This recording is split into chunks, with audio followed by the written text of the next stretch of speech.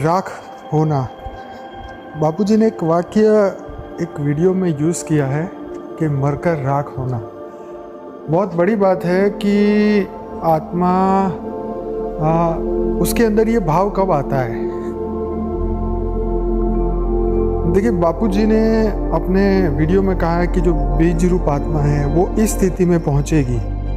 तो ये जो स्थिति है वो इतनी गहरी स्थिति है कि इस स्थिति के अंदर जो बेहद की आत्मा है वो सिर्फ और सिर्फ विश्व के कल्याण के लिए ही जीती है। अपना पर्सनल कोई भी उसके अंदर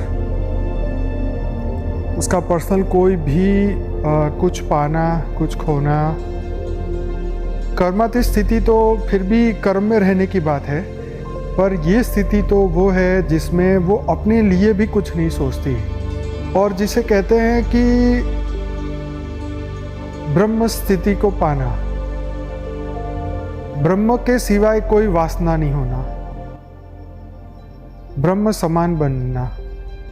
क्योंकि जो उसने सोचा है वो हमें सोचना है, जो उसकी सोच है वो मेरी सोच होनी चाहिए। और इस हद की दुनिया से हर कनेक्शन को काटना, हद के रिश्तों को ख़त्म करना मीन्स मन से ख़त्म करना। यहाँ पे कोई भी बात जो है ये मन से जुड़ी हुई बात है, क्योंकि सबसे पहला भाव जो है वो मन में ही पैदा होता है। तो मन को उस अवस्था में पहुँचाना जहाँ पर हद की दुनिया से परे। बापूजी ने एक वीडियो में कहा है, सोचने से पहले भी सोचना कि मैं क्यों सोचूं। और अंदरूनी जो हमारी आत्मा की जो स्थिति आ जाती है वो ब्रह्म समान, बेहद के परमपिता समान, बाप समान। इस स्थिति के अंदर आत्मा का स्वयं कुछ भी कोई रोल नहीं है। जैसे वो चलाना चाहता है वैसे हमने चलना है। संपूर्ण उसे कहते हैं सरेंडर भाव, कि मेरी अपनी सोच भी अपनी नहीं है।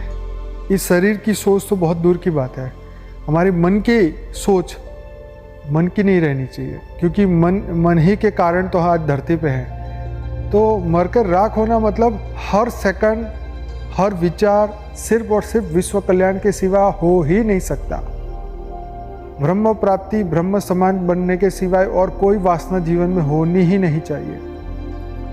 जो ब्रह्म की इच्छा है वही हमारी इच्छा होनी चाहिए। अब आप सोचो कि उस ब्रह्म की या उस बेहद के बाप की धरती पे हम बच्चों के प्रति क्या इच्छा हो सकती है, क्या भाव हो सकता है। हालांकि वो तो कोई भी भाव से, वो तो भाव से रहित है।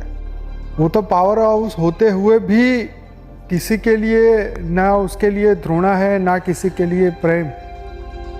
सिर्फ और सिर्फ जो उसे याद करता है वो उसके समान उसको बना देता है। मतलब ये कि ये एक ऐसी स्थिति, मर के राख होना मतलब जीते जी अपने आप को सरेंडर करना बेहद के परमपिता की ओर। उनकी जो ड्यूटी है वो हमारी ड्यूटी बनाना, उनकी जो इच्छा है वो हमारी इच्छा होनी चाहिए। बेहद के विश्व को बदलना है, वो हमारे बेहद का विश्व को बदलने की हमारी ड्यूटी होनी चाहिए। खुद के लिए कुछ भी ना रखना, न अपने लिए ना सोचना, और इस तमाम भाव की दुनिया से अभाव में चले जाना जहाँ पे कोई भाव नहीं है। ना देह का, दूसरे के देह की बात नहीं है, स्वयं के देह की बात है। ना अपने देह का, ना दूसरों के देह का। और आत्म भाव से ऊपर का ये भाव है जहाँ पे हम मैं आत्मा हूँ, वो भी भाव खत्म हो जाता है। अब मैं आत्मा नहीं रहा इस भाव में, मैं तो उसके समान बन चुका हूँ, उस ब्रह्म स्वरूप बन चुका हूँ। इसके बाद कोई आत्मा की और कोई स्थिति नहीं है। ये संपूर्ण परिवर्तन है आत्मा का, और इस परिवर्तन के बाद कुछ नहीं बचता।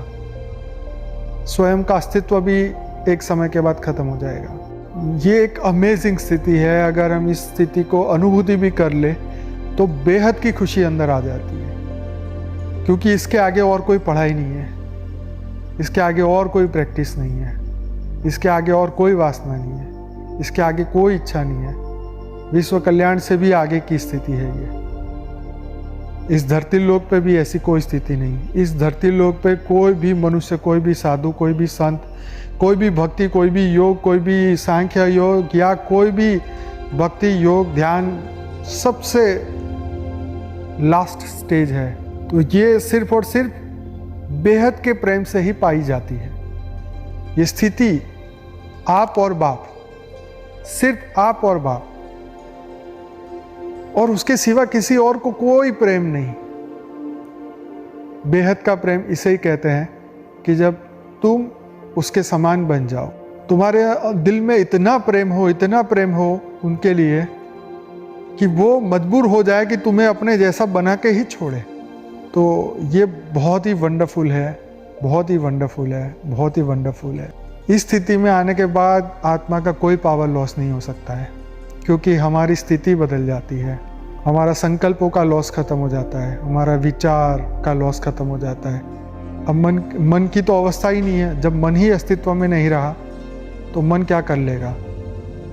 तो यही बापूजी कहते हैं कि राग समान बनना, मतलब अपने आप का अस्तित्व खत्म करके उस समान बन जाना।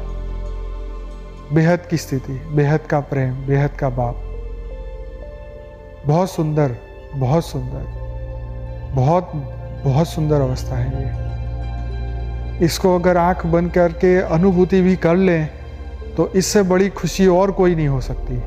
अनुभूति करके देखें, 100% अनुभूति करके देखिए। अमेजिंग है ये। बेहद की परम महाशांति, बेहद की परम महाशांति, बेहद की परम महाशांति।